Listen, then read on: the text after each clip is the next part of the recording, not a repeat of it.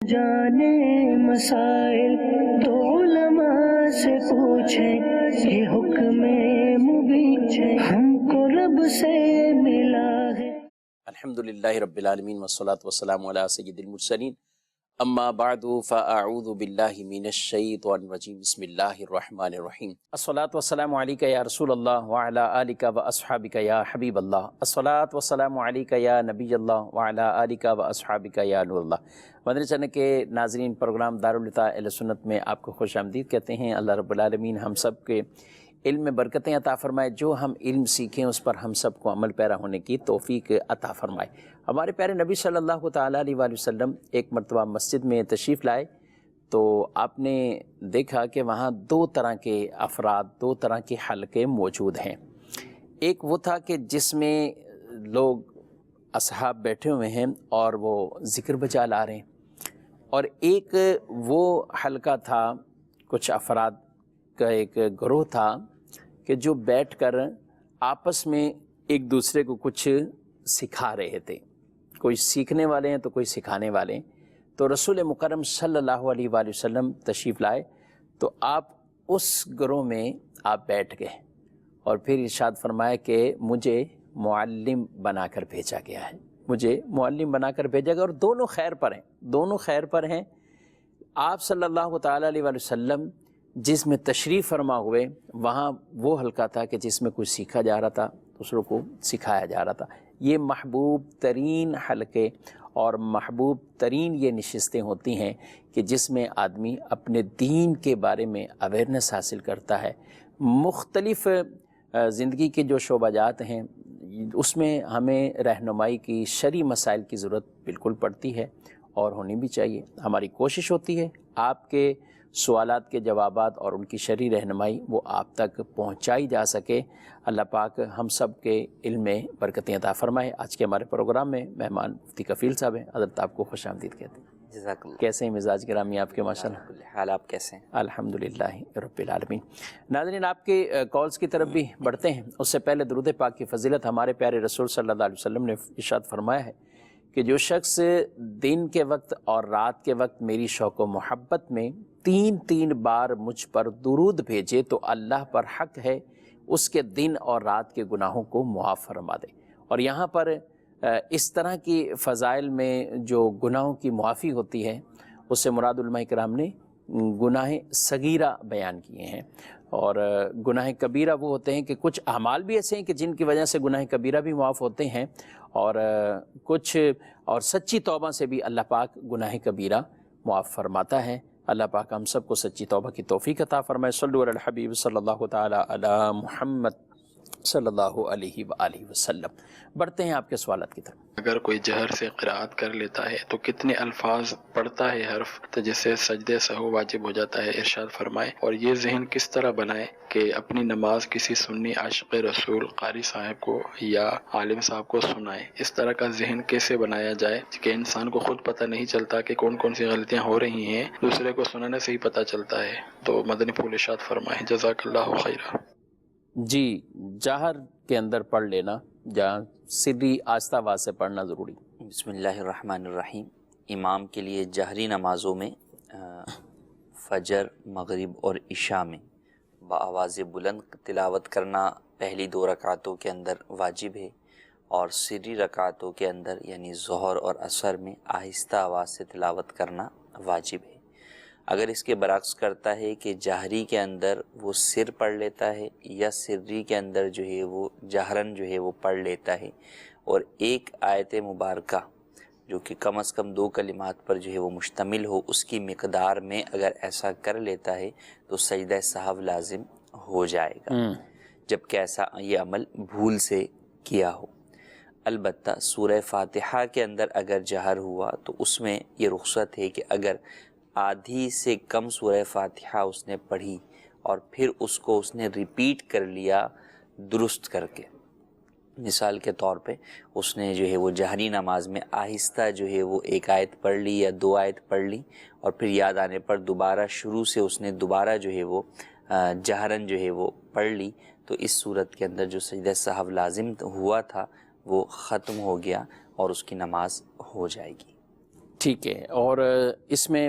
جیسے الحمدللہ رب العالمین الرحمن الرحیم مالک یوم الدین یہاں تک پڑھ لیا. جی اچھا، آدھی سے زائد اگر ہو جائے، اکثر ہو جائے تو پھر جی اکثر ہو جائے تو اب نہ ہی پلٹنا جائز ہے اور سجدہ سہو تو لازم ہو ہی گیا، اور اب اگر قصدن پلٹے گا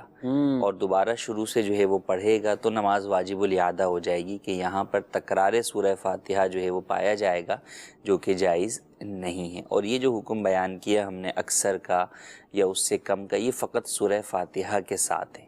اگر کسی نے صورت میں ایسا کر لیا کہ مثال کے طور پر اس نے جو ہے وہ سورہ فاتحہ جہری نماز میں جہر سے پڑھی، اور اب جب سورت پڑھنے کے لیے آیا تو جو ہے وہ آہستہ جو ہے وہ اس نے سورت ایک آیت جو ہے وہ پڑھ دی، تو اب اس صورت کے اندر اکثر یا اس سے کم والا معاملہ نہیں ہے، بلکہ اب سجدہ سہو لازم ہو جائے گا. ہاں، جہاں یاد آ گیا وہاں سے آگے جو ہے وہ بآواز بلند پڑھنا شروع کر دیں. ٹھیک ہے. تو مقتدیوں کو بھی اس میں ظاہر ہے کہ وہ جب پڑھیں گے، اب یہاں سے انہوں نے شروع کیا کہ اہدنا الصراط المستقیم، جی اچانک، تو اب مقتدی بھی سوچیں گے کہ یہ کیا ہوا، تو اس صورت میں ان کو لقمہ تو نہیں دینا؟ نہیں، لقمہ دینے کی ان کو وہاں پر حاجت نہیں ہے، اور پہلے بھی لقمہ نہیں دے سکتے کہ پہلے انہیں پتہ نہیں کہ امام اس وقت ثنا پڑھ رہا ہے یا جو ہے وہ تلاوت جو ہے وہ کر رہا ہے. البتہ جب بھی کوئی ایسا معاملہ ہو جو بالکل ہٹ کر ہے، تو چونکہ لوگوں کی جو ہے وہ کم علمی ہوتی ہے، تو اس صورت کے اندر امام کو چاہیے کہ مسئلہ جب اسے مکمل صحیح طور پہ معلوم ہے، اس پر اس نے عمل بھی کیا ہے، تو نماز کے بعد وہ مسئلہ لوگوں میں بیان کر دے، تاکہ لوگوں کی تشویش جو ہے وہ دور ہو جائے، اور ان کے علم میں جو کمی تھی وہ علم کی کمی بھی ان کی دور ہو جائے، اور آئندہ کے لیے وہ اس سے آگاہ ہو جائے. ماشاءاللہ. اور انہوں نے ایک بات بھی کی کہ کیسے ایسا ذہن بنے کہ آدمی اپنی نماز کسی کو جو ہے وہ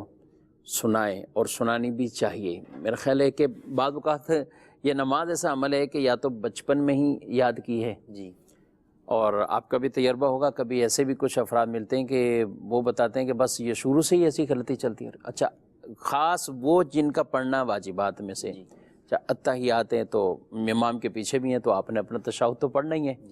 اچھا، اس میں کچھ مسٹیک بعض اوقات رہ جاتی ہے، یا کوئی اور غلطیاں اپنے گمان کے مطابق وہ یہ سمجھتے تھے کہ یار ہم نے یہ سنا ہوا، اور ایسے ہم کرتے جا رہے ہیں. یہ تو ایک ٹاپک مسائل کے حوالے سے، لیکن قرات کے حوالے سے بھی تو کیسے ذہن بنے گا؟ جی، ذہن اسی طرح بنے گا کہ جب انسان دنیاوی طور پر کسی جگہ پر درخواست یا عرضی جو ہے وہ بھیج رہا ہوتا ہے، یا جب آپ جو ہے وہ کسی جگہ نوکری کے لیے جانا چاہتے ہیں اور وہاں پر اپنی سی وی وغیرہ جو ہے وہ بھیجتے ہیں، تو کسی ماہر شخص سے اس کو سیٹ کرواتے ہیں. ٹھیک ہے، کہ جناب جو ہے وہ اس کو ذرا درست کر دیں، پریزنٹیشن جو ہے وہ اچھی جو ہے وہ ہو جائے. تو نماز در حقیقت اللہ پاک کی بارگاہ میں مناجات کا ذریعہ ہے. تو اب مناجات جب آپ کرنے کے لیے رب کی بارگاہ میں جا رہے ہیں تو اس مناجات کو درست ہونا بھی جو ہے وہ ضروری ہے. تو جب یہ ذہن ہوگا کہ رب تعالیٰ سے جو ہے وہ میں مناجات کرنے کے لیے جا رہا ہوں، تو ایسا تو نہیں کہ میں کہہ کچھ رہا ہوں اور جناب سمجھا کچھ اور جا رہا ہے. اس کو آسان لفظوں میں دنیا میں بھی آپ یوں سمجھ لیں کہ اگر آپ کو عربی نہ آتی ہو اور آپ کسی عربی سے کلام کریں اور جو ہے وہ الٹی عربی بولیں، تو وہ پتہ نہیں کیا سے کیا جو ہے وہ سمجھے گا. تو اللہ پاک تو بہرحال علیم بذات الصدور ہے، دلوں کے حالات کو جاننے والا ہے، لیکن بہرحال اس سے بھی مناجات کے اندر درست بات تو کہیں گے نا. پتہ چلا مانگ جو ہے وہ کچھ رہے ہیں اور زبان سے الفاظ کچھ اور جو ہے وہ ادا ہو رہے ہیں، جس سے معنی فاسد ہو گئے، اور پتہ چلا جو ہے وہ چیز ملنے کے بجائے کوئی اس کی الٹ چیز جو ہے وہ مل جائے. تو لہٰذا اس بات کا خیال کرنا ہوگا. جب یہ احساس جو ہے وہ دل میں پیدا ہوگا تو یقیناً پھر جو ہے وہ ہم اس بات کی کوشش بھی کریں گے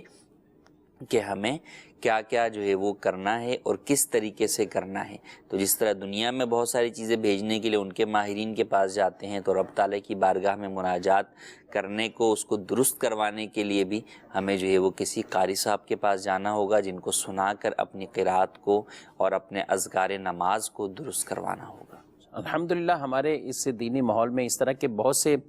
ایسے مواقع میسر آتے ہیں. اب تو فیضان نماز کورس جگہ جگہ یہ سلسلہ شروع ہے الحمدللہ. آن لائن بھی آپ کر سکتے ہیں، تو ضرور یہ عمل کر. 7 دن لگ جائیں گے آپ کو، 10 دن لگ جائیں گے، لیکن کم از کم اپنی نماز کی درستگی کے لیے بہت سی آپ کو جو ہے وہ جو اصلاح ہونی چاہیے وہ انشاءاللہ اس کے اندر ضرور اصلاح بھی ہوگی. اللہ پاک ہم سب کو جو ہے وہ اس پر عمل کی توفیق دے. مجھے یاد ہے کفیل صاحب وہ ایک مرتبہ امیر اہل سنت دامت برکاتہم العالیہ نے فرمایا تھا، بلکہ تمام ذمہ داران سے فرمایا تھا کہ ایسا اپنی نماز جو ہے وہ دوسروں کو سنا ہے. اور یہ وہ تو بلکہ دارالفتاح میں بھی ہم نے اسی کے پیش نظر سب نے ایک دوسرے کو نمازیں سنائی تھیں اور یہ اہتمام ایک کیا گیا تھا. امام اہل سنت اعلیٰ حضرت علیہ رحمہ نے اپنے مدرسے میں جو اساتذہ تھے نا، ان کو وضو وغیرہ اور اس طرح کے جو مسائل تھے تو صدر الشریعہ علیہ رحمہ کے بارے میں کہا کہ آپ ان کو چیک کروائیں، یہ چیک کروائیں. تو یہ دیکھیں آپ کہیں کہ بھی مدرسے پڑھاتے ہوئے تو ان کو ایک عرصہ ہو گیا، طویل ہو گیا، وہ مدرسین بھی تھے، لیکن آپ نے صدر الشریعہ مفتی امجد علی اعظمی علیہ رحمہ ان کو ان کا ٹیچر اس طور پر یا چیکنگ کرنے کے لیے فرمایا کہ یہ چیک کریں گے آپ ان کو. تو اس میں کوئی شرم والی بات نہیں ہے، کوئی جھجک نہیں ہے. مدرسۃ المدینہ بالغان جہاں پہ عشاء کے بعد یا آپ کے علاقے میں جس سہولت سے بھی لگتا ہے تو وہاں آپ جائیں گے تو وہاں سے بھی بآسانی آپ یہ سیکھ پائیں گے. مزید کال. مسجد میں بہت سارے چھٹے پیسے ہوتے ہیں اور ہم کو ضرورت ہوتی تو کیا ہم اس میں سے ایکسچینج کر سکتے چھٹے پیسے کو؟ ٹھیک ہے، چند سے پیسے چاہیے. مزید. ہمارے پاس 2 پلاٹ ہیں، ایک 10 مرلے کا پلاٹ ہے اور ایک 5 مرلے کا. 10 مرلے والا پلاٹ جو ہے اس کو ہم بیچ کر 5 مرلے والے پلاٹ پر گھر بنانا چاہتے ہیں، اور اس کا زکوٰۃ دینے کا کیا حکم شرع ہوگا؟ ٹھیک ہے بھائی، ایک 10 مرلے کا پلاٹ ہے اور ایک 5 مرلے کا، اب ایک بیچ کر دوسرے پہ لگانا ہے تو زکوٰۃ کا بھی ہوگا؟ مکان یا پلاٹ پر زکوٰۃ کا حکم اس وقت ہوتا ہے جب آپ خریدتے وقت بیچنے کی نیت کریں. لہٰذا اگر خریدتے وقت بیچنے کی نیت تھی تو زکوٰۃ لازم ہوگی، جبکہ سال پورا ہونے تک بھی نیت تبدیل نہ ہوئی. تو اگر وہ مکان یا پلاٹ اس کی قیمت جو ہے وہ 52.5 تولہ چاندی یا اس سے زیادہ کو پہنچتی ہے تو زکوٰۃ لازم ہوگی. اور اگر شروع سے ہی خریدا اسی نیت سے تھا کہ جو ہے وہ ہم جو ہے وہ اس کے اوپر گھر جو ہے وہ بنائیں گے، یا اسے بیچنے کی نیت جو ہے وہ نہیں تھی، تو اس صورت میں دونوں کے اوپر ہی زکوٰۃ لازم نہیں ہوگی. دونوں پر. اچھا، کبھی کچھ اماؤنٹ آتا ہے تو اس وقت لوگ پوچھتے ہیں عام طور، جیسے ان کا 10 مرلے اب مکان بیچنا ہے نا، تو اب اس کا ایک اماؤنٹ آئے گا بالفرد. اب یہ ان کو 15-20 لاکھ روپے ملے وہاں سے، تو وہ ہو سکتا ہے آپ کس علاقے میں مجھے معلوم نہیں ہے، آپ بولیں کہ مفتی صاحب نے ریٹ ہی بہت ہمارا کم کر دیا ہے، تو کسی جگہ 4 لاکھ کا مرلہ بھی ہو سکتا ہے، 5 لاکھ بھی ہو سکتا ہے، 2 لاکھ کا بھی ہو سکتا ہے، 1 لاکھ کا مرلہ بھی ہو سکتا ہے. اب 10, 12, 15 لاکھ جیسے اماؤنٹ آیا تو اب لوگ سمجھتے ہیں کہ اس کی زکوٰۃ کے حوالے سے. تو ایسے میں کیا ہوتا ہے؟ اب جو مکان تجارت کے لیے نہیں بھی تھا اس کو بیچا، لیکن پیسے تو آگے کیش کی صورت میں. اب اصل میں یہ دیکھا جائے گا کہ وہ پیسے کس وقت آئے. اگر وہ پیسے اس وقت آئے اور پیسوں کی صورت میں ہی میرے پاس اتنی جو ہے وہ رہے، یا تو سال بھر وہ رہے، یا جب میرے اوپر زکوٰۃ لازم ہوتی ہے سال کے جس مہینے میں جس تاریخ کو، اگر اس تاریخ کو وہ کیش میرے ہاتھ میں آیا تو میرے اوپر زکوٰۃ لازم ہوگی. ٹھیک ہے، اگرچہ اس مکان کو یا اس پلاٹ کو یا اس پیسے کو سال نہ ہوا ہو، لیکن جو میرا سال زکوٰۃ کا چل رہا ہے اگر وہ آ گیا، مثال کے طور پہ رجب المرجب جو ہے وہ چل رہا ہے، تو اب اگر آج کسی کا سال ہے اور اس نے پلاٹ جو ہے وہ بیچا، 6 مہینے رکھ کر جو ہے وہ بیچ دیا، اور خریدتے وقت اس کی بیچنے کی نیت بھی نہیں تھی، لیکن جب اس کے پاس آج ہاتھ میں پیسہ آیا تو آج اس کے اوپر زکوٰۃ کے لازم ہونے کا دن ہے، تو اس صورت کے اندر وہ ان پیسوں کے اوپر بھی زکوٰۃ دے گا.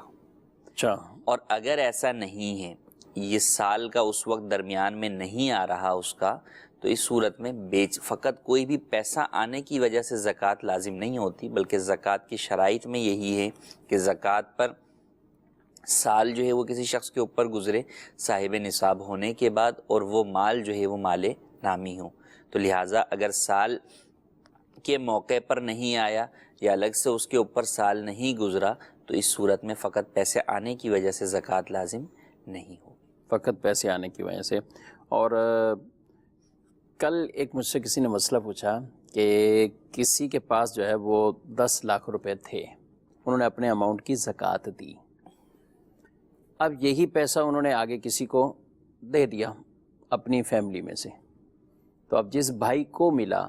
تو وہ پوچھنے آئے تھے کہ اس کی اسی مہینے زکوٰۃ دی ہوئی ہے اور میرا بھی یہ رجب کا مہینہ ہے، تو مجھے بھی دینی پڑے گی اس پیسے کی. یعنی وہ کہہ رہے کہ اس 10 لاکھ کی تو وہ دے چکے ہیں جی. تو اب ملکیت تبدیل ہوئی تو کیا کہیں گے؟ زکوٰۃ جو ہے وہ نوٹوں کے نمبر پہ لازم نہیں ہوتی، زکوٰۃ جو ہے وہ انسان پر لازم ہوتی ہے. تو ایک ہی پیسہ اگر 10 افراد کے پاس پہنچ رہا ہے اور وہ 10 افراد اس کی وجہ سے صاحب نصاب ہو رہے ہیں، اور اس پیسے کے اوپر اسی سال میں ہر ایک کے اوپر زکوٰۃ کا سال جو ہے وہ لازم ہو رہا ہے، تو بہرحال سب پر ہی ان نوٹوں کی زکوٰۃ لازم ہو جائے گی. ان معنوں میں در حقیقت وہ نوٹوں کی نہیں بلکہ اس شخص کی اپنی ملکیت میں، اس کی آنرشپ کے اندر جو مال ہے اس کی وجہ سے زکوٰۃ لازم ہو رہی ہے. ٹھیک ہے، مزید سوال.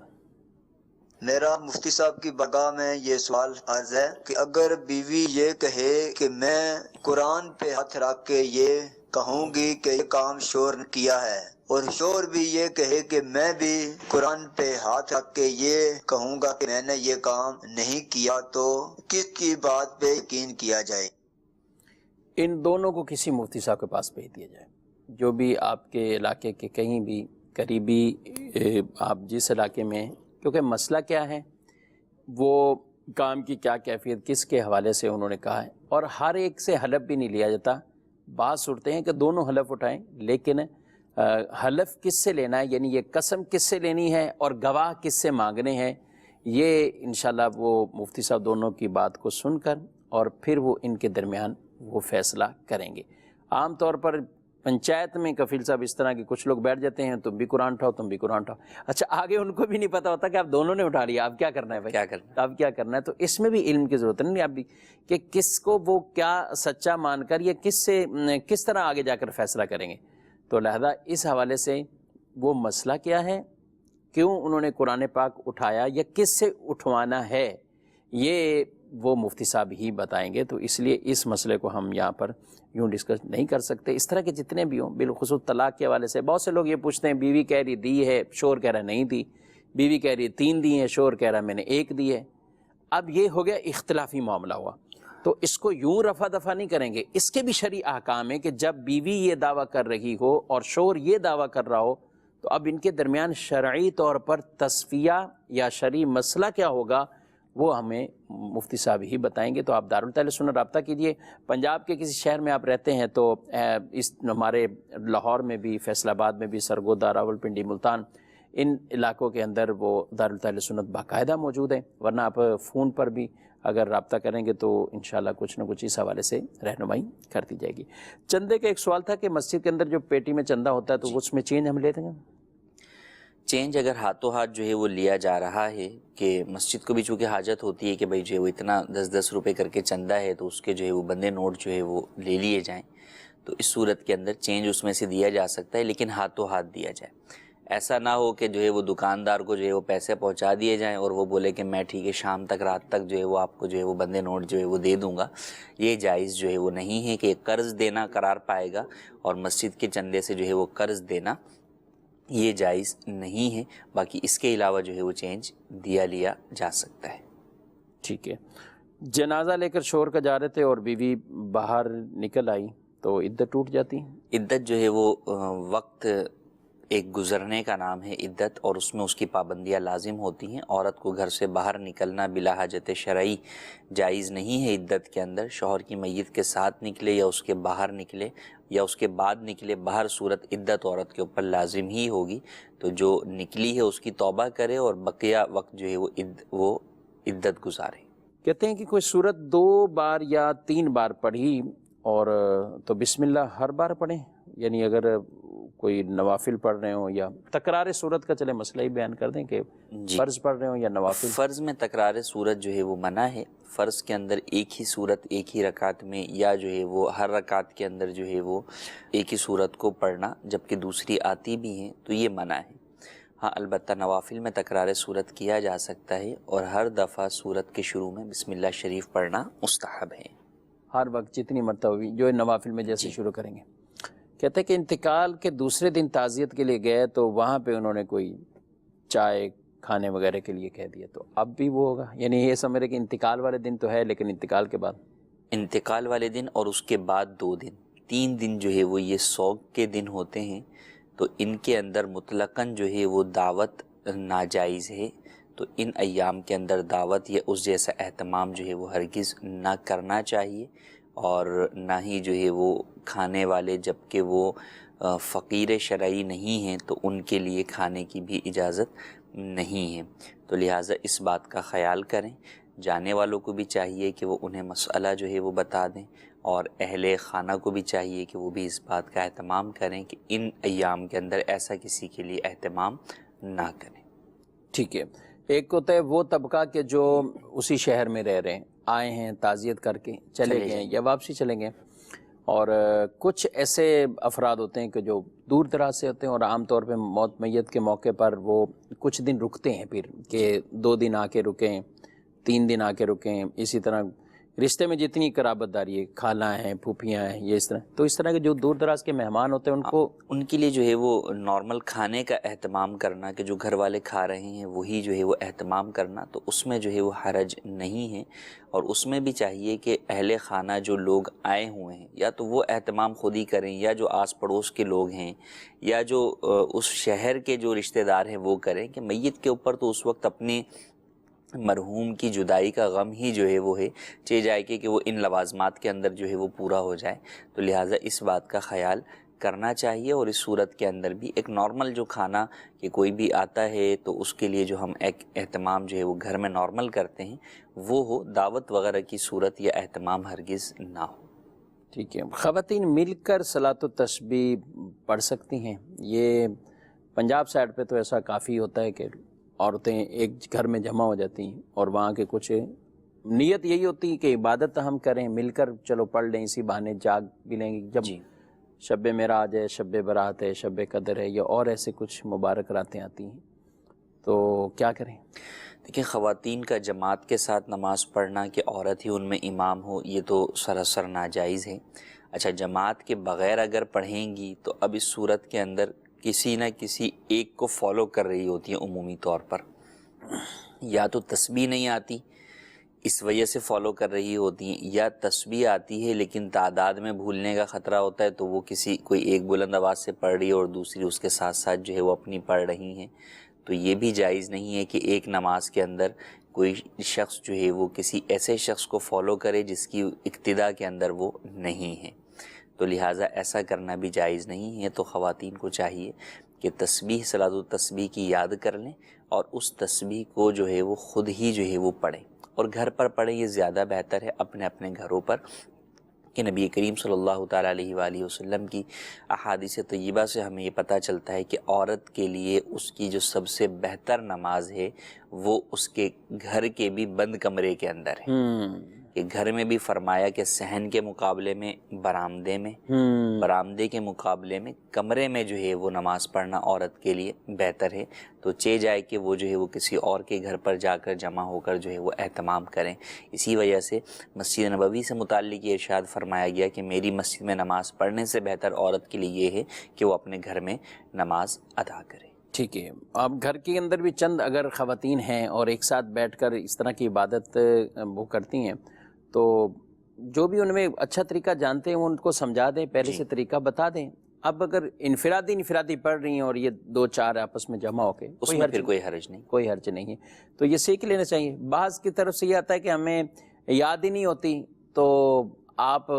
کوئی اپنی قضائے عمری کر لیں اور کچھ نوافل اس طرح پڑھ لیں۔ اگر آپ صلاۃ التسبیح میں بار بار بھول جاتی ہیں یا آپ عمر کی وجہ سے، اچھا یہ مردوں میں بھی ہے اور عورتوں میں بھی ہے، مردوں کو یہ ہوتا ہے کہ کہیں نہ کہیں مسجد میں اہتمام ہوتا ہے تو وہ مل جاتی ہے جماعت کی صورت بن جاتی ہے، تو خواتین کو اگر بالخصوص اس میں ایسا بھولنے کے معاملات ہیں یا نہیں پڑھ سکتی اکیلے میں، تو آپ اپنی قضاء عمری پڑھیں، جو آپ کے اوپر کچھ اگر ایسی نمازیں ہیں یا دیگر 2 کر کے نفل پڑھتے رہیں، انشاءاللہ اس کا بھی آپ کو ثواب ملے گا۔ مزید کو محمد نواز اتاری رحیم یار خان سے، مفتی صاحب سے میرا سوال یہ ہے، امام جعفر رضی اللہ تعالیٰ عنہ کی نیاز 15 رجب کو کرنی چاہیے یا 22 رجب کو کرنی چاہیے، یا یہ کہنا سورج نکلنے سے پہلے نیاز ہوگی، مرد نہیں کھا سکتے، گھر سے باہر نہیں کھانا لے کے جا سکتے، اس طرح کہنا کیسا، کیا حقیقت ہے اس کے بارے میں شرعی رہنمائی فرما دیجیے۔ یہ کوئی ضروری نہیں کہ 15 کریں یا 22 کو کریں، البتہ بہتر جو ان کا یوم عرس ہے اس طور پر اس دن میں خاص اہتمام ہوتا ہے، بہت اچھی بات ہے، لیکن کوئی تعیین اہل سنت کے نزدیک ضروری نہیں ہے کہ یہ اس تاریخ کو اگر ایصال ثواب نہیں کریں گے تو ثواب ہی نہیں پہنچے گا، ایسا کچھ بھی نہیں ہے۔ یہ صرف اپنی سہولت کے لیے کوئی تاریخ رکھی جاتی، اور یوم عرس والی تاریخ ہو تو وہ اور اچھی بات ہے۔ بقیہ یہ کافی یہ تھا اندھیرے منہ فاتحہ ہونی چاہیے، یہ بھی ہم بچپن سے سنتے تھے، اب تو ایسا نہیں ہے میرا خیال۔ جی یہ کہیں ایسا تو نہیں کسی نے بنا لیا کہ کسی کا نیاز نہ بھیجنی پڑے کہ اس کو بنا دو بھائی؟ ہاں نہیں، نیاز تو بہرحال جو ہے وہ لوگوں کے بھیجنے کا ذہن بھی ہوتا ہے۔ جی یہ اصل میں پرانے دور کے بعض افراد ہوتے ہیں جو ہو سکتا ہے آج بھی جو ہے وہ شہر کے اندر یا جو ہے وہ گاؤں دیہاتوں کے اندر اس طرح جو ہے وہ ان کے ذہن ہو، اور خواتین کے ہاتھ میں جو نیازیں ہوتی ہیں نا ان میں کچھ نہ کچھ اس طرح کی چیزیں ایکسٹرا چیزیں بھی ہوتی ہیں۔ ہاں زید بھی صحیح جیسے کہہ رہے ہیں۔ 11ویں شریف میں آپ ایسی باتیں جو ہے وہ نہیں سنیں گے عمومی طور پہ، 11ویں جیسے باہر سے دیگ بنی اور جو ہے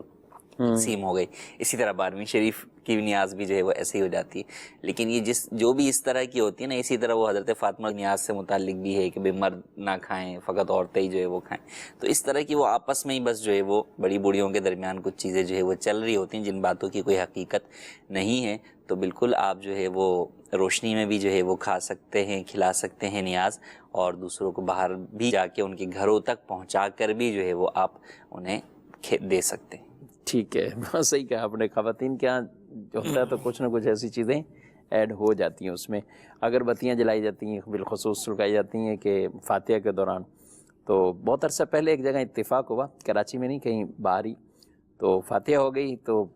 اب وہ اتنے بڑا گچھا جلا رہے تھے، اور مجھے تو عمومی طور پہ چھینکیں شروع ہو جاتی ہیں جب بھی، وہ بالکل لگتے بھی ایسے جیسے امام کو انہی کو یہ خوشبو پہنچے۔ اچھا تو وہ بالکل وہاں سے جا، میں نے کہا اس کو ہٹا لیں، یا تو وہ خیر انہوں نے جلائی نہیں، تو سائڈ پہ رکھ دی۔ تو وہ ایک صاحب باہر میں آیا تو بولے یار فاتح کیسے ہوئی؟ فتح تو ہوئی نہیں، پھر آپ لوگ دوبارہ کریں، یہ آپ لوگوں نے اگربتیاں ہی نہیں لگائیں اس دوران۔ خوشبو کا اہتمام ہو، اچھی بات ہے۔ مسجدوں میں بھی بعض اوقات ایسا ہوتا ہے، لیکن ہونا پھر وہ چاہیے کہ جو خوشبو سب کے لیے وہ ایک مناسب انداز سے ہو، ایسا نہ ہو کہ اس میں کئیوں کو تکلیف پہنچ رہی ہوتی ہے بعض اوقات، بالخصوص یہ دھواں نکلنا، اور وہ بھی قریب رکھا ہوا ہو تو پھر اور تکلیف دہ بعض کے لیے بن جاتا ہوگا، تو اس لیے اس میں احتیاط کریں۔ کچھ اور بھی سوالات ہیں، ان کی طرف بھی بڑھتے ہیں۔ سورہ فاتحہ کی کہہ رہے ہیں کہ آدھی مقدار کیا ہوگی؟ 7 آیتیں ہیں تو 4 آیتیں جو ہے اس میں جو ہے وہ زیادہ مقدار میں آ جائے گا۔ مزید کچھ؟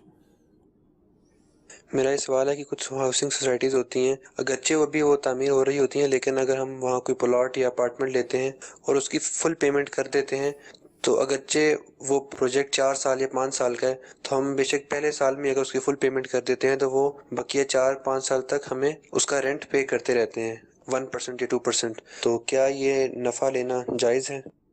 جی لیکن جو چیز ابھی تک بنی ہی نہیں ہے تو اس چیز کو کرائے کے اوپر آپ کیسے جو ہے وہ دیں گے؟ کہ کرائے کا مقصد یہی ہوتا ہے کہ سامنے والا اس سے جو ہے وہ نفع حاصل کرے، تو اس کے لیے نفع اٹھانا اس سے ممکن ہی نہیں ہوتا۔ پلاٹ خالی پڑا ہوا ہے تو وہ اسے کرائے کے اوپر لے کے جو ہے وہ کیا کرے گا؟ بسا اوقات جو ہے وہ پتہ بھی نہیں ہوتا کہ پلاٹ ہے کہاں پر، اور جو عمومی طور پہ یہ معاملہ کنسٹرکشن کے اندر جو ہے وہ ہوتا ہے کہ فلیٹ ہے جناب جو ہے وہ 12ویں فلور پر یا جو ہے وہ 15 فلور پر، اور اب اس کا جو ہے وہ کرایہ دے رہا ہے، تو در حقیقت یہ کرایہ نہیں ہوتا، یہ آپ کی انویسٹمنٹ کے اوپر وہ آپ کو نفع دے رہے ہوتے ہیں، جو کہ جائز نہیں ہے۔ کہ بہرحال اس کے جو شرعی تقاضے ہوں گے اس کے مطابق ہی اس کی اجازت ہوگی، جو کہ عموماً یہاں نہیں پائے جاتے، تو لہٰذا ایسا کرنا ہرگز جائز نہیں ہے۔ ٹھیک ہے، یہ پوچھ رہے ہیں کہ اگر دودھ میں بلی وہ جھوٹا کر دے تو کیا کریں؟ ہاں، بلی کا جھوٹا جو ہے وہ مکروہ تنزیہی ہے، تو ایسے دودھ سے جو ہے وہ بچنا چاہیے، اگرچہ پینا بھی جو ہے وہ جائز ہے لیکن بچنا بہتر ہے۔ بچنا بہتر ہے، تو کیا کریں پھر اس کا؟ کسی جو ہے وہ جانور کو جو ہے وہ پلا دیں، جانور کو پلا دیں، لیکن گھر میں بھی اگر استعمال کیا تو جائز ہوگا؟ جی ٹھیک ہے جی۔ ہند کے شہر پالگڑ سے اسلم اتاری عرض کر رہا ہوں، مفتی صاحب کی بارگاہ میں عرض ہے، 4 رکعت والی فرض نماز تنہا پڑھ رہے ہیں، قاعدہ اولیٰ میں بیٹھنا بھول گئے اور گھٹنے کھڑے کر دیے، تو کیا اب لوٹ سکتے ہیں؟ کتنی یعنی مقدار ہے اس کی، کب تک ہم لوٹ سکتے ہیں؟ جی گھٹنے کھڑے کر دیے، یہ لفظ تھوڑا سا جو ہے وہ ہے کہ اس سے کیا زمین جو ہے وہ سے مراد جدا ہو گئے، گھٹنے اگر زمین سے جدا، لیکن ہاں، آدمی کھڑا نہیں ہوا پورا۔ آدمی کھڑا نہیں ہوا تو بالکل جو ہے وہ لوٹ سکتے ہیں، اور لوٹنا جو ہے وہ چاہیے، اور جو ہے وہ اتحیات پڑھیں اور پھر اس کے بعد جو ہے وہ کھڑے ہوں۔ پھر اگر اس دوران جو ہے وہ 3 بار سبحان اللہ کہنے کی مقدار وقفہ بھی نہیں ہوا تو سجدہ سہو بھی جو ہے وہ لازم نہیں ہوگا۔ اور اگر جو ہے وہ کھڑے ہو گئے کہ جو ہے وہ بالکل پورے کھڑے ہو گئے یا کھڑے ہونے کے قریب ہیں تو اب اس صورت میں نہ لوٹ کر آئیں، بلکہ اب جو ہے وہ اپنی 2 رکعتیں پڑھنے کے بعد آخر میں سجدہ سہو کر لیں۔ ٹھیک ہے، یعنی 3 کیفیت ہوں گی، ایک بالکل بیٹھنے کے قریب، جی، اور دوسرا ایک کھڑے ہونے کے قریب، اور ایک جو ہے وہ بالکل سیدھا کھڑے ہو گئے تینوں۔ اور بالکل سیدھا کھڑا ہو گیا یا اس کے قریب ہی پھر بھی بیٹھ جاتا ہے، امام نہیں ہے، عام اس میں بیٹھ تو نماز ہو جائے گی؟ جی نماز ہو جائے گی، سجدہ سہو ان کو جو ہے وہ کرنا ہوگا، اور جو ہے وہ برا کیا انہوں نے، برا جو ہے وہ ایسا نہیں ان کو روٹنا۔ جی مزید سوال یہ ہے کہ یہ جو تاریخیں شادی میں مقرر کرتے ہیں ان میں کافی لوگوں نے اعتراض کیا ہے 3 13 27 نہیں رکھنی چاہیے، اس کی کیا وجہ ہے؟ کافی دفعہ بیان ہم کر چکے ہیں اس کا، اور ابھی لاسٹ جو امیر سنت دامت برکاتہم العالیہ مدنی مذاکرہ فرما رہے تھے تو اس میں بھی یہی سوال آیا کہ ابھی یہ 13 نہیں رکھنا، اور یہ بھی تو یہ بھی اسی طرح لوگوں میں مشہور ہے، بلکہ بدشگونی کے طور پہ کریں تو یہ بالکل بھی شرعی طور پر اس کی اجازت نہیں، ناجائز ہے کسی تاریخ کو اس طرح منحوس کر دینا، کسی دن کے حوالے سے یہ کر دینا۔ اگرچہ کچھ ایام ایسے ہیں کہ جن میں نکاح مبارک فرمایا، زیادہ افضل فرمایا گیا، لیکن اس کی بنیاد یہ نہیں کر سکتے کہ اب یہ تاریخ آ رہی تو اس میں یہ بتایا کہ کچھ ملکوں میں کہ 13 نمبر کی کوئی بلڈنگ یا عمارت یا فلور ہی نہیں ہے، ایسا بھی بدشگونی کا کچھ لیا جاتا ہے۔ حالانکہ اگر دیکھیں ہم اسلامی اعتبار سے تو 3 13 اور 27 تینوں طاق عدد ہیں۔ 3 13 اور 27 جو ہے وہ تینوں طاق عدد ہیں، اور اللہ پاک جو ہے وہ طاق ہے، اور جو ہے وہ طاق کو پسند فرماتا ہے۔ بزرگ فرماتے ہیں نا کہ بہت ساری اپنی چیزوں کے نام یا نمبر جو ہے وہ طاق عدد لینے چاہیے۔ ہاں، نماز کی تسبیحات دیکھیں، نماز کی تسبیحات، تو اس اعتبار سے اگر دیکھا جائے تو بقیہ اعداد جو کہ جفت ہیں ان کے مقابلے میں یہ زیادہ پسندیدہ جو ہے وہ اعداد ہوئے کہ طاق ہے۔ ماشاءاللہ۔ جی مزید مفتی صاحب کی بارگاہ میں 2 سوال ہیں۔ ایک سوال تو یہ ہے کہ اتحیات پڑھ رہا ہو، اگر بیچ میں ہچکی وغیرہ آ گئی یا ڈکار آ گئی، اس میں الفاظ اگر آگے پیچھے ہوئے کہ جو اتحیات کا ایک لفظ واجب ہوتا ہے تو اس میں کوئی مسئلہ ہے دوبارہ وہ اتحیات پڑھے اگر اس کو شک ہو؟ اور دوسرا سوال یہ ہے کہ میٹل کی جو گھڑی ہوتی ہے لوہے کی، ڈائل بھی وہی ہو، بیلٹ بھی وہی ہو، تو اس میں نماز ہوتی ہے کہ نہیں ہوتی؟ اگر نہیں ہوتی تو اگر وہ اتار کے جیب میں رکھے تو ہو جائے گی؟ جزاک اللہ خیرہ۔ جی تحیات میں جہاں پر الفاظ واقعی جو ہے وہ پتہ ہے کہ جو ہے وہ ہٹ گئے، خراب ادا ہوئے، تو فقط ان الفاظ کو جو ہے وہ درست طریقے سے ادا کر لیا جائے، اور اس میں شک نہیں، غالب گمان ہو یا یقین ہو تو اس کے مطابق جو ہے وہ حکم کا عمل جو ہے وہ کیا جائے گا، کیونکہ بہرحال دوسری جو رکعت ہوتی ہے اس میں التحیات کا تکرار یہ بھی جائز نہیں ہے۔ تو لہٰذا جہاں پر ہچکی آئی یا کھانسی آئی اور وہ الفاظ چھوٹ گئے یا پتہ ہے وہ الفاظ درست ادا نہیں ہوئے، تو فقط ان الفاظ کو جو ہے وہ درست کر لیا جائے تو انشاءاللہ نماز جو ہے وہ ہو جائے گی۔ ٹھیک ہے۔ اور چین والی گھڑی؟ چین والی گھڑی جو ہے وہ پہننا جائز ہے، البتہ چونکہ اس معاملے کے اندر اختلاف علماء ہے تو اس لیے بچنا بہتر ہے۔ جب بچنا بہتر ہے تو اب اگر آپ اتار کر جو ہے وہ اپنے جیب میں ڈال لیں گے تو جیب میں ہونے کی وجہ سے کوئی حکم نہیں ہوگا، بلکہ اگر کسی کی جیب میں سونے کی چین بھی جو ہے وہ رکھی ہوئی ہے، وہ اپنی اہلیہ کے لیے لے کر جا رہا ہے تو اس سے بھی اس کی نماز پر کوئی فرق نہیں پڑے گا۔ تو جیب میں ڈالنے سے اس کو کہاں رکھیں گے؟ اگر اس طرح بھی کوئی اتارنا بھی چاہے تو بہرحال۔ اچھا، یہ کہتے ہیں شادی سے پہلے لوگ اپنی بیوی سے فون وغیرہ پہ بات کرتے ہیں، اب انہوں نے شادی سے پہلے کہا ہے، ہو سکتا ہے ان کے ذہن میں رخصتی، نکاح ہوا بھی ہے یا نکاح نہیں ہوا، کیا کہیں گے؟ نکاح نہیں ہوا تو بہرحال وہ بیوی نہیں ہے، زیادہ سے زیادہ منگیتر ہوگی، تو منگیتر بھی نامحرم ہے، اجنبیہ ہے، تو لہٰذا اس سے بھی بات چیت کرنا جائز نہیں ہے۔ ہاں اگر نکاح ہو گیا، رخصتی نہیں ہوئی، تو بہرحال وہ بیوی ہے، اس سے بات چیت کی جا سکتی ہے، بات چیت کی اجازت ہے اس میں۔ اب یہ جتنے ہمارے معاشرے میں بعض اوقات اس طرح کے جو سوالات آتے ہیں نا، نکاح ہونے کے بعد کے ہوں یا صرف ابھی منگنی ہوئی، اور یہ اثرات اس کے کچھ اچھے نہیں ہوتے۔ اب ہوتا معاملہ یہی ہے کہ جب اس طرح کے ظاہر ہے کہ وہ اپنے گھر ہیں اور یہ ادھر ہیں، اب منگنی ہوئی ہے تو اب تو جائز ہی نہیں گفتگو نا، اب کچھ ایسے کہ نکاح ہوا تو ٹھیک ہے بھی گفتگو ہم کر سکتے ہیں، تو اس کی بھی کوئی حدود و قیودات کے حوالے سے کچھ ہونا چاہیے، کیونکہ بعض اوقات ہوتا یہ ہے کہ یہی آپس میں رنجش کا سبب بن یہ کہتے ہیں مشاہدہ ہمارا یہ ہے کہ دارالفتہ اہل سنت میں کہ رخصتی سے پہلے طلاقوں کی جو وجوہات ہیں نا، اس میں ایک وجہ جو ہے وہ یہ ہے کہ یہ جو ہے وہ معاملات ہو جاتے ہیں، یعنی منگنی سے پہلے بھی اگر یہ سب کچھ ہو گیا تو وہی ہو جاتا ہے کہ جو ہے وہ منگنیاں ٹوٹ جاتی ہیں، یا جو ہے وہ اگر نکاح ہو جائے، شادی بھی ہو جائے تو وہ ایک آدھ سال میں ٹوٹ جاتی ہے، کہ وہ جو پورا ایک پیریڈ ہوتا ہے نا جو پہلے گزر چکا ہوتا ہے، وہی جو ہے وہ آگے والے تعلقات کو جو ہے وہ خراب جو ہے وہ خراب کر دیتا ہے۔ اور آپ صحیح کہہ رہے ہیں کہ دیکھیں ایک انسان ساتھ ہوتا ہے نا